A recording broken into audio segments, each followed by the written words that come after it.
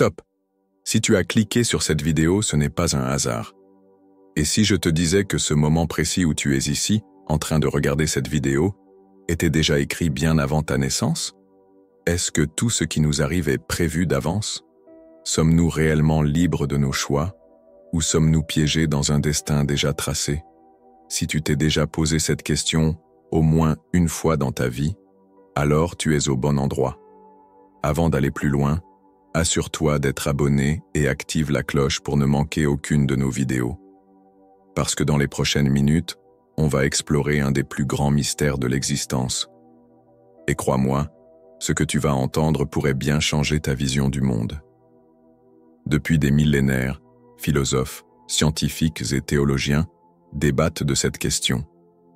Sommes-nous les maîtres de notre destin, ou sommes-nous simplement en train de suivre un script déjà écrit? Certains pensent que chaque détail de notre existence est planifié, du plus grand événement au plus insignifiant. D'autres disent que nos décisions façonnent notre futur. Mais qui a raison? Et si la vérité était encore plus dérangeante que tout ce que nous avons imaginé? Car si tout est déjà écrit, pourquoi lutter? Pourquoi prier? Pourquoi espérer? Ou alors, et si le fait même que tu sois en train de regarder cette vidéo était un signe que tu devais entendre ce message aujourd'hui? Dans cette vidéo, nous allons plonger au cœur des décrets divins, un concept qui pourrait bien remettre en question tout ce que tu crois savoir sur le libre arbitre et le destin. Tu vas comprendre pourquoi tout ce qui se passe dans l'univers suit un ordre précis, pourquoi le hasard n'existe peut-être pas, et pourquoi même le mal peut avoir un rôle dans un plan plus vaste. Mais attention, certaines réponses pourraient te surprendre, voire te déranger. Tu crois être prêt? Alors reste bien jusqu'à la fin, parce que ce que tu vas entendre risque de changer à jamais ta perception du monde. Imaginez un livre dont chaque page serait déjà écrite. Un manuscrit invisible où chaque événement de votre vie, chaque sourire échangé, chaque larme versée, chaque décision prise ou évitée, serait soigneusement inscrit bien avant votre naissance. Ce livre, certains l'appellent le décret de Dieu, une volonté éternelle, une orchestration parfaite des moindres détails de l'existence. Mais si tel est le cas, où est notre liberté? Avons-nous réellement le pouvoir de choisir, ou ne sommes-nous que les spectateurs d'un scénario déjà scellé? Et si tout ce que nous croyons décider n'était qu'une illusion? Nous aimons penser que nous sommes maîtres de nos choix, que notre destinée dépend de nos décisions. C'est une pensée réconfortante, n'est-ce pas? Pourtant, si nous prenons un instant pour y réfléchir, combien de fois avons-nous eu l'impression que certaines choses devaient arriver? Comme si une force invisible nous guidait, nous poussait inexorablement vers un destin que nous n'avions pas choisi. Un homme qui manque de peu un accident, une rencontre qui bouleverse une vie, un projet qui échoue mystérieusement pour en mener à un autre bien plus grand. Est-ce le hasard? Ou bien l'accomplissement d'un dessein caché? Les textes sacrés parlent d'un Dieu qui ne se contente pas d'observer l'univers. Il l'a conçu avec un plan absolu, un plan qui englobe chaque élément de la création, chaque souffle, chaque battement de cœur. Rien ne lui échappe. Rien ne survient sans qu'il ne l'ait prévu. Si vous regardez autour de vous, tout semble suivre une logique implacable. Les planètes gravitent avec une précision mathématique. Les lois de la nature sont immuables. Même notre propre biologie suit un schéma rigoureux, inscrit au plus profond de notre ADN. Alors, pourquoi serait-ce différent pour nos vies? La Bible dit en Éphésiens 1:11 « Il fait toutes choses selon le conseil de sa volonté. » Toutes choses. Pas seulement les grandes lignes de l'histoire du monde, mais chaque détail, du plus grand au plus insignifiant. Cela signifie-t-il que nos actions sont déjà décidées? Que chaque pas que nous faisons est déjà connu et voulu par une force supérieure? L'idée peut être troublante. Après tout, si tout est déjà écrit, que reste-t-il de notre existence? Cette idée soulève une dualité étrange, à la fois terrifiante et apaisante. Terrifiante parce qu'elle semble nous priver de contrôle. Si tout est décidé d'avance, pourquoi lutter? Pourquoi faire des choix si nos choix sont déjà faits pour nous? mais aussi apaisante, car cela signifierait que rien n'est laissé au hasard, que nos souffrances ont un sens, que nos épreuves ne sont pas vaines, et que, même dans nos pires moments de doute, il y a un dessein derrière tout cela. L'homme cherche à comprendre son existence, à percer le secret de son propre destin. Mais peut-être que ce secret n'est pas fait pour être compris, mais simplement vécu. Si vous saviez que votre destin était gravé quelque part, que tout ce qui vous arrive était déjà prévu, votre regard sur la vie changerait-il? Peut-être que ce que nous percevons comme des accidents, des coïncidences, ou même des échecs, sont en réalité les pièces d'un puzzle plus grand. Un puzzle dont nous ne voyons qu'une infime partie, mais qui, vu d'en haut, forme une image parfaite. Alors, sommes-nous réellement libres? Ou sommes-nous guidés, sans même en avoir conscience, vers un but que nous ne comprenons pas encore? Ce mystère, nous allons l'explorer ensemble. Car si tout est écrit, alors il y a forcément une clé pour comprendre le message. Et cette clé pourrait bien se trouver devant nous, sans que nous l'ayons jamais vue. Depuis la nuit des temps, l'homme s'interroge. Le monde est-il régi par une force supérieure? Existe-t-il une volonté invisible qui orchestre chaque événement, chaque battement d'aile d'un oiseau, chaque souffle humain? Les textes sacrés en parlent avec une clarté troublante. Ils n'évoquent pas un Dieu hésitant, réagissant aux circonstances, mais un être dont la volonté est absolue et éternelle. Les décrets divins ne sont pas de simples intentions, ce sont des décisions souveraines, prises bien avant que le temps lui-même ne commence à exister. Lorsqu'un roi édicte un décret, il fixe une loi, une direction inébranlable. Il ne s'agit pas d'une suggestion ni d'un simple désir, mais d'un ordre qui s'impose à tous. Ainsi, les décrets de Dieu sont l'expression parfaite de sa volonté souveraine. Ils ne changent pas, ne vacillent pas. Ils sont établis avant même la création du monde, et rien ne peut les altérer. La Bible le dit clairement dans Éphésiens 1:11. Dieu opère toutes choses selon le conseil de sa volonté. Tout ce qui se produit dans l'univers suit un dessein préétabli. Mais alors, sommes-nous de simples spectateurs? Nous avons tous vécu ces moments où tout semble s'effondrer. Puis, des mois ou des années plus tard, nous réalisons que ce qui paraissait être un échec était en réalité une étape essentielle. Ce concept est résumé dans un verset clé des Écritures. Toutes choses concourent au bien de ceux qui aiment Dieu, de ceux qui sont appelés selon son dessein. Romains 8h28. Ce passage est puissant. Il ne dit pas que certaines choses concourent au bien. Il dit toutes. Cela signifie-t-il que même la souffrance, même l'injustice, même le mal participent d'un dessein supérieur? Les anciens sages et théologiens l'ont toujours affirmé. Dieu n'agit jamais au hasard. Chaque événement, du plus insignifiant au plus tragique, est intégré dans un plan plus vaste. Si tout est écrit, avons-nous réellement un pouvoir de décision? C'est là que le mystère devient vertigineux. Car si Dieu a tout décrété, il a aussi décrété nos choix, nos hésitations, nos combats intérieurs. Nous ne sommes pas forcés d'agir d'une manière ou d'une autre, et pourtant, chaque décision que nous prenons fait partie du plan. Prenons l'exemple de Judas Iscariote. Son rôle était-il écrit d'avance? La trahison de Jésus était-elle une fatalité? Les Écritures indiquent que Dieu connaissait d'avance ce qui allait se produire, et pourtant Judas a fait son choix en pleine conscience. C'est un paradoxe que notre esprit peine à saisir. Dieu décrète, mais l'homme agit librement dans le cadre de ce décret. Les physiciens nous parlent aujourd'hui d'un univers réglé avec une précision inouïe. Les constantes fondamentales de la physique sont si finement ajustées que la moindre variation rendrait la vie impossible. Alors, comment croire que ce monde, d'une complexité et d'un ordre incompréhensible, soit le fruit du hasard? De la même manière que les lois physiques maintiennent l'univers en équilibre, les décrets divins maintiennent l'ordre du monde spirituel et temporel. Le véritable défi de l'humanité a toujours été celui-ci, comprendre le rôle du destin dans nos vies. Si tout est écrit, pourquoi prier? Pourquoi espérer? La réponse se trouve peut-être dans un changement de perspective. Nous ne sommes pas de simples spectateurs passifs du plan divin.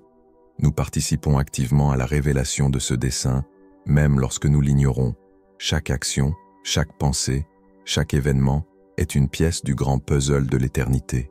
La seule question qui reste est la suivante. Allons-nous lutter contre ce plan ou choisir de l'embrasser?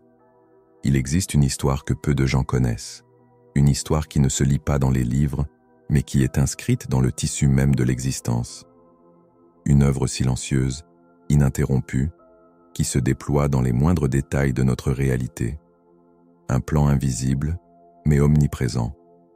Un simple battement d'ailes d'oiseau, une guerre qui éclate, un enfant qui naît à l'instant même où un autre rend son dernier souffle. Rien ne survient sans raison. C'est ce que nous enseigne l'un des mystères les plus profonds des textes sacrés, les décrets divins. Les Écritures sont sans équivoque. Il n'y a rien d'aléatoire dans l'univers. Jésus lui-même l'a affirmé dans Matthieu 10, 29. « Ne vend-on pas 2 moineaux pour un sou? Cependant, il n'en tombe pas un à terre sans la volonté de votre Père. Si la chute d'un simple oiseau est déjà écrite dans l'ordre du monde, qu'en est-il des événements majeurs de l'histoire? Les grandes batailles, les ascensions fulgurantes des empires, les effondrements inattendus des civilisations. Tout cela suit un plan, un fil conducteur que nous ne percevons pas toujours. Ce n'est pas une question de hasard. C'est un dessein qui transcende le temps et l'espace, qui relie le passé, le présent et l'avenir, dans une harmonie que nous ne pouvons qu'effleurer du bout des doigts. Mais alors, une question surgit, dérangeante. Si Dieu contrôle tout, alors le mal, aussi, fait partie du plan.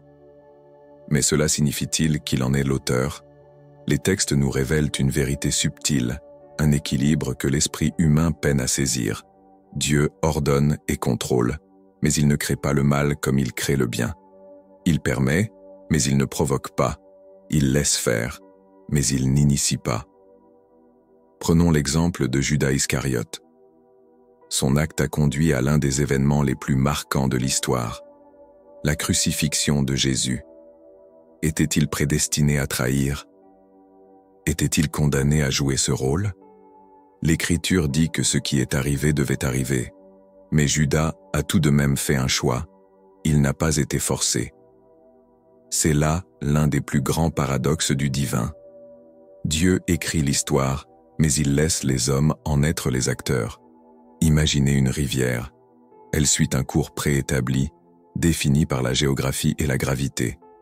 Pourtant, chaque goutte d'eau à l'intérieur de cette rivière prend son propre chemin, heurtant un rocher, formant un tourbillon, s'évaporant au soleil ou poursuivant son voyage.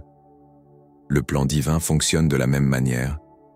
Nous sommes libres, mais notre liberté existe dans un cadre prédéfini. Un roi décide d'envahir un pays. Son ambition est personnelle, mais elle s'inscrit dans un dessein plus vaste. Une catastrophe survient et des milliers de vies sont bouleversées. La douleur est bien réelle, mais elle s'inscrit dans un plan que nous ne comprenons pas encore. Un homme fait le bien, un autre fait le mal. Tous deux agissent selon leur propre volonté, mais tous deux avancent dans une trame déjà tissée. Nous avons l'impression de naviguer librement, mais la mer sur laquelle nous voguons a été tracée bien avant que nous n'existions. Imaginez que vous vous trouviez face à une immense fresque peinte par un maître. Vous êtes si proche que vous ne voyez qu'un mélange confus de couleurs. Certaines zones sont sombres, d'autres éclatantes. Certaines parties vous semblent dénuées de sens, voire chaotiques. Mais si vous pouviez prendre du recul, si vous pouviez voir l'œuvre dans son ensemble, alors tout deviendrait clair. Les ombres ne seraient plus des erreurs, mais des contrastes nécessaires. Les formes qui semblaient absurdes s'imbriqueraient parfaitement dans une harmonie invisible à l'œil nu. C'est ainsi que fonctionne le plan divin. Nous sommes trop proches du tableau pour en voir la signification. Chaque souffrance, chaque injustice, chaque combat semble absurde, mais il s'intègre dans un dessein plus vaste. Les ténèbres ne sont pas une création de Dieu, mais il sait les utiliser pour faire naître la lumière. Nous ne sommes pas de simples spectateurs. Nous sommes des fils entrelacés dans la plus grande des œuvres, un dessein qui dépasse notre imagination. Le bien, le mal, nos choix, nos luttes, Tout fait partie d'un plan qui n'a pas encore révélé toute sa splendeur. Peut-être qu'un jour, nous comprendrons enfin pourquoi tout s'est passé ainsi. Mais en attendant, nous continuons à avancer, un fil après l'autre, dans cette immense tapisserie du destin. Depuis toujours, l'humanité se confronte à une question vertigineuse. Sommes-nous réellement libres? Chaque jour, nous prenons des décisions, des plus triviales aux plus cruciales. Se lever ou rester couché, choisir un chemin plutôt qu'un autre, faire confiance ou se méfier. Nous avons l'impression d'être maîtres de nos choix, mais si tout est déjà écrit, si chaque événement de notre vie est tracé depuis l'aube des temps, alors ces choix sont-ils vraiment les nôtres? Est-ce nous qui décidons, ou suivons-nous un scénario invisible? Imaginez un homme dans un labyrinthe. À chaque intersection, il croit avoir une multitude d'options, une infinité de chemins possibles. Pourtant, vu d'en haut, chaque décision le ramène inévitablement vers une seule et même sortie. Sommes-nous dans ce même labyrinthe? Nos pensées sont influencées par notre éducation, notre environnement, nos expériences passées. Nos décisions sont façonnées par des facteurs que nous ne contrôlons pas toujours, les circonstances, les opportunités, les contraintes invisibles. Nos actions semblent spontanées, mais ne sont-elles pas simplement la conséquence logique d'un enchaînement de causes déjà écrites? Les neurosciences modernes nous rappellent que notre cerveau prend des décisions avant même que nous en ayons conscience, comme si nous n'étions que des spectateurs de nos propres choix. Mais alors, si tout est programmé, où est la liberté? Les religions du monde ont longtemps débattu de cette énigme. Certains courants prônent un déterminisme absolu, où tout ce qui arrive est fixé d'avance, indépendamment de la volonté humaine. D'autres insistent sur un libre arbitre total, où chaque individu façonne son propre destin. Mais la Bible révèle une troisième voie, une vérité plus subtile, plus dérangeante. Dieu décrète, mais il laisse l'homme choisir. Prenons un exemple frappant. Joseph et ses frères. Dans Genèse 50-20, Joseph, devenu puissant en Égypte, dit à ses frères qu'il avait vendu en esclavage. « Vous aviez voulu me faire du mal, mais Dieu l'a transformé en bien. » Le choix de ses frères était réel. Leur trahison était intentionnelle. Et pourtant, Dieu a utilisé ce mal pour accomplir un dessein plus grand. Cela signifie-t-il que leur action était à la fois libre et prédestinée? Imaginons une pièce de théâtre. L'auteur a écrit le script. Chaque personnage a un rôle à jouer. Chaque scène est prévue. Mais les acteurs, eux, interprètent leur rôle avec leurs propres émotions, leurs propres intentions. Ils n'improvisent pas le scénario, mais ils donnent vie à ce qui a déjà été écrit. Le libre arbitre humain fonctionne ainsi. Nous agissons librement, mais chaque action s'inscrit dans un plan divin qui nous dépasse. Un homme choisit d'aimer, un autre de haïr. Une nation choisit la guerre, une autre la paix. Un individu trahit, un autre pardonne. Mais au final, chaque choix, bon ou mauvais, s'imbrique dans une œuvre plus vaste. C'est là que réside le mystère.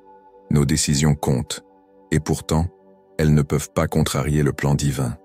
Les Écritures regorgent d'exemples où les décisions humaines, qu'elles soient nobles ou mauvaises, participent au plan de Dieu. Pharaon refuse de libérer les Hébreux, une décision qui semble être la sienne, mais que Dieu avait déjà prévue. Exode 9:16.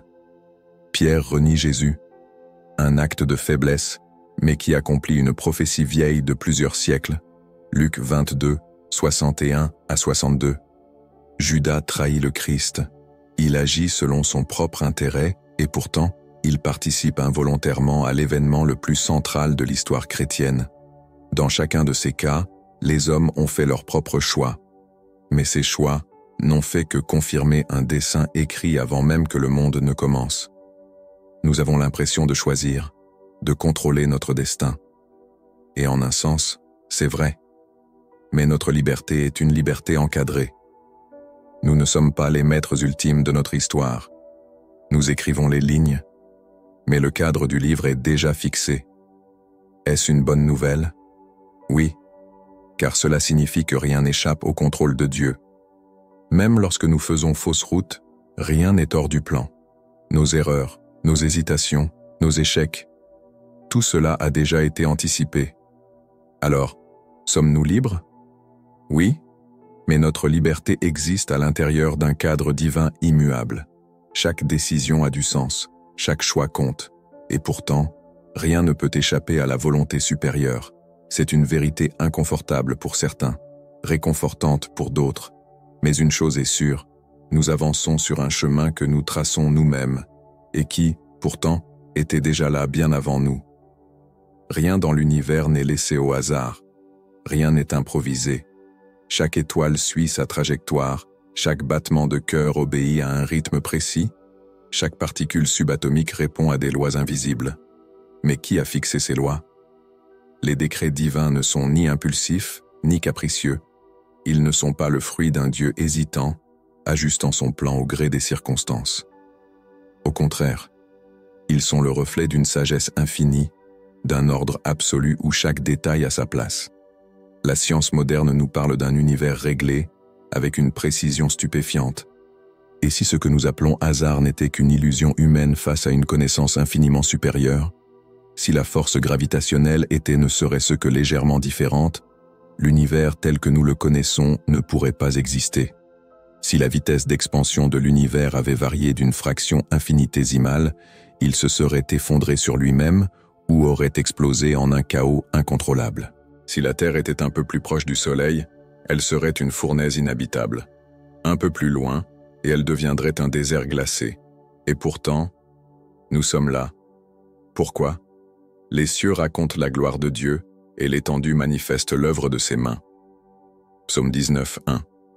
Chaque étoile, chaque loi physique, chaque atome obéit à une structure parfaite, un ordre préétabli qui défie toute probabilité. Peut-on vraiment croire que tout cela est le fruit du hasard? Imaginez une montre d'une sophistication extrême. Son mécanisme est si minutieux, si parfaitement huilé, qu'aucune pièce ne bouge au hasard. Chaque engrenage tourne selon un calcul précis, chaque ressort exerce la tension exacte nécessaire. Maintenant, imaginez que cette montre n'a pas été construite par un artisan. Imaginez qu'elle soit apparue spontanément, sans raison, que ses rouages se soient mis en place par hasard. Impensable. Et pourtant, certains diraient que l'univers, bien plus complexe qu'une montre, s'est ordonné sans intelligence derrière lui. La vérité est peut-être tout autre. Chaque événement, chaque existence, chaque souffle est une pièce d'un immense puzzle que nous ne voyons que partiellement. Regardons le monde, regardons l'histoire.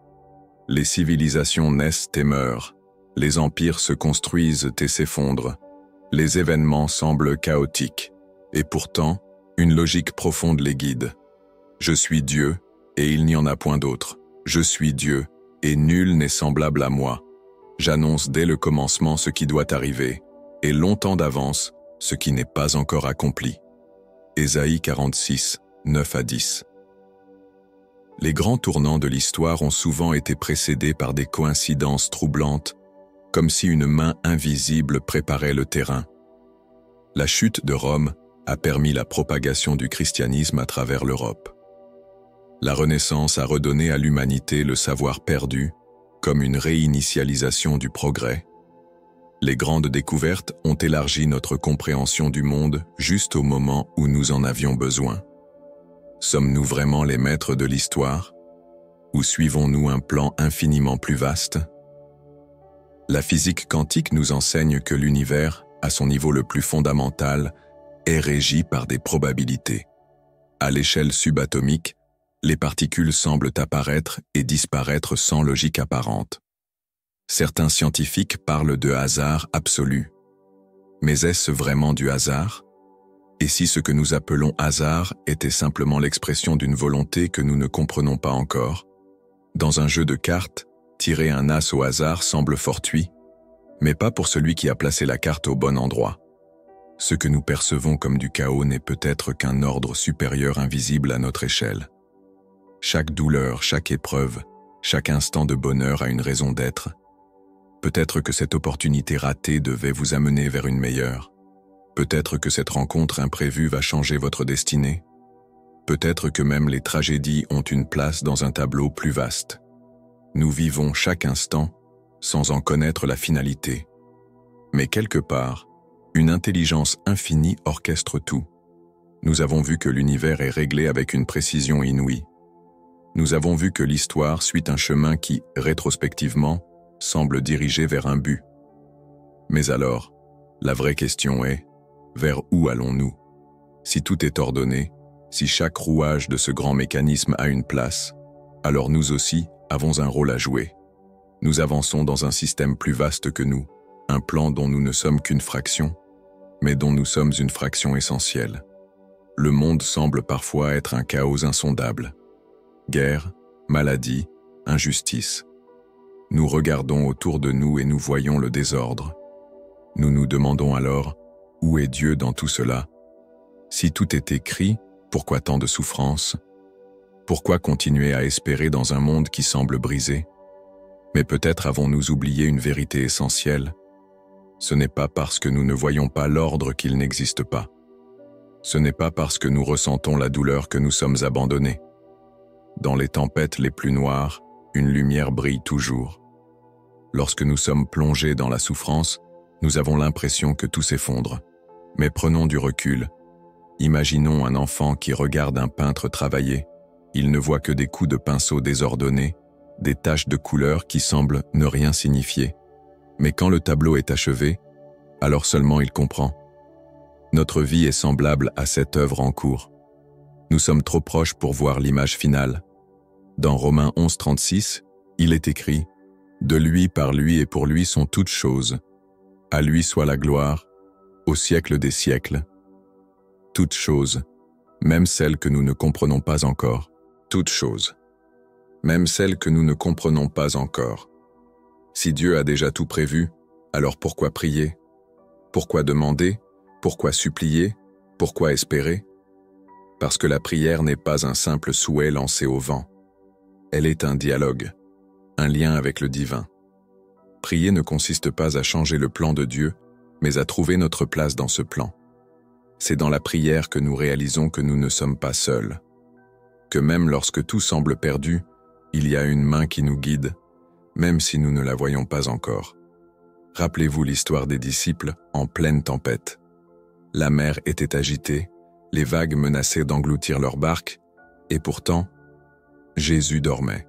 « Maître, ne t'inquiètes-tu pas de ce que nous périssons ?» Marc 4h38. Les disciples étaient paniqués. Pourquoi Jésus restait-il silencieux? Puis, en un instant, il s'est levé et a ordonné à la mer « Silence, tais-toi !» Marc 4:39. Et tout s'est calmé.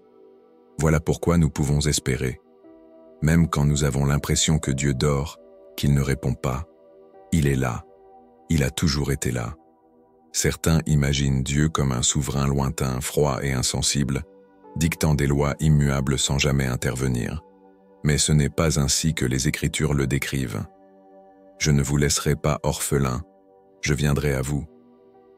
Jean 14h18. Le décret divin n'est pas une sentence implacable, c'est une promesse. Nous ne sommes pas des jouets entre les mains d'un destin aveugle. Nous sommes des enfants sous la garde d'un Père qui veille, même lorsque tout semble perdu, même lorsque nous traversons les vallées les plus sombres. Il est là. Regardez l'histoire, regardez votre propre vie.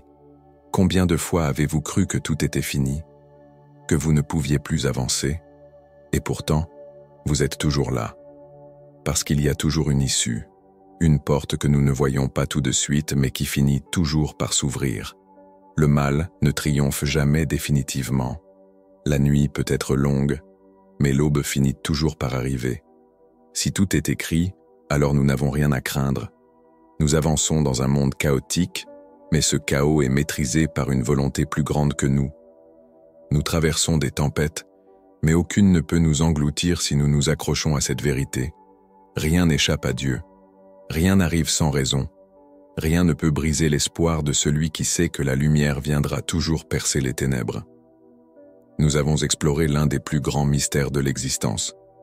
Si tout est écrit, alors chaque choix, chaque événement, chaque coïncidence fait partie d'un plan que nous ne comprenons pas encore. Mais si nous sommes libres, alors qu'allons-nous faire de cette liberté?